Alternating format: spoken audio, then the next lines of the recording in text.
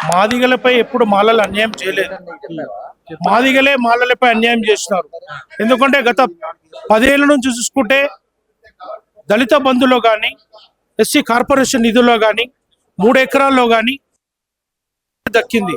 మాలలకు దక్కింది ఒక 5% కూడా దక్కలేదు. మాలలకి ఏదైతే నిరుద్యోగులకి నోటిఫికేషన్ ఇచ్చిందో రేవంత్ సర్కారు, నిరుద్యోగులు ఎన్నో ఏళ్ల నుంచి ఎదురు చూస్తున్నారు. గత 15 ఏళ్ల నుంచి నిరుద్యోగులు ఉద్యోగాలు లేక డిగ్రీలు పాస్ అయ్యి ఎంటెక్ బీటెక్లు పాస్ అయ్యి వాళ్ళు ఉద్యోగాల నుంచి ఎదురు చూస్తుంటే ఇప్పుడు మందకృష్ణ మాదిగా వచ్చి నోటిఫికేషన్ నిలిపేయాలంటుండు.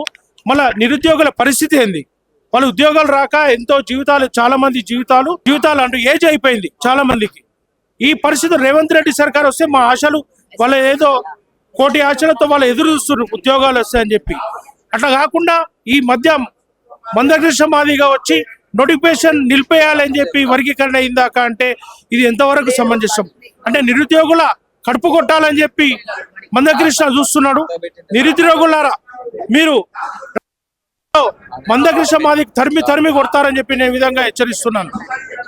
ఏం చెప్పుకోవచ్చు, ఎస్సీ వర్గీకరణ అమలైన కాల్చి కూడా నిజంగా ఎస్సీ వర్గీకరణ వల్ల మాల మరియు మాదిగ ఉపకులాలు అందరికి కూడా సమానమైన న్యాయం జరుగుతుందంటే ఏం చెప్తారు? వర్గీకరణ వల్ల ఏ కులానికి కానీ లాభం లేదు.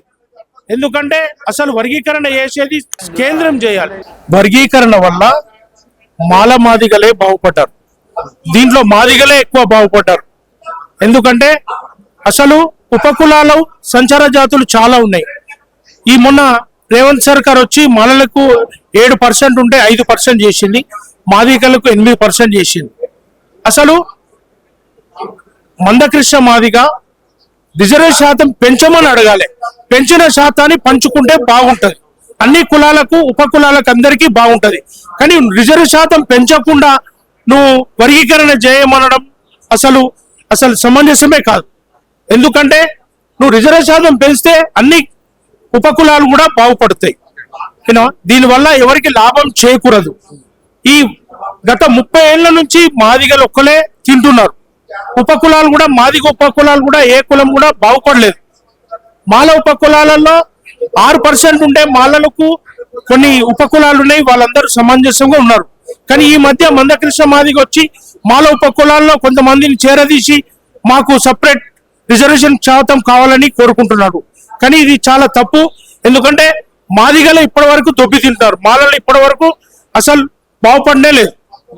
ఏం చెప్తారు? ఇదే సోమవారం ప్రెస్ క్లబ్ వేదికగా మీరు ఆయనకు ఒక మాట చెప్పాలంటే చెప్తారు. మందకృష్ణ మాదిగ గారికి ఒక విషయం చెప్తున్నాను.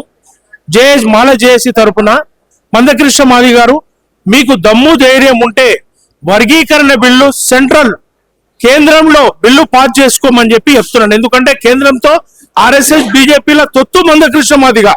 నీకు దమ్ము ధైర్యం ఉంటే మోడీ గారితో కొట్లాడి నువ్వు కేంద్రంలో బిల్లు పెట్టి ఇచ్చి పాస్ చేసుకో. మాకు ఎటువంటి అభ్యంతరం లేదు.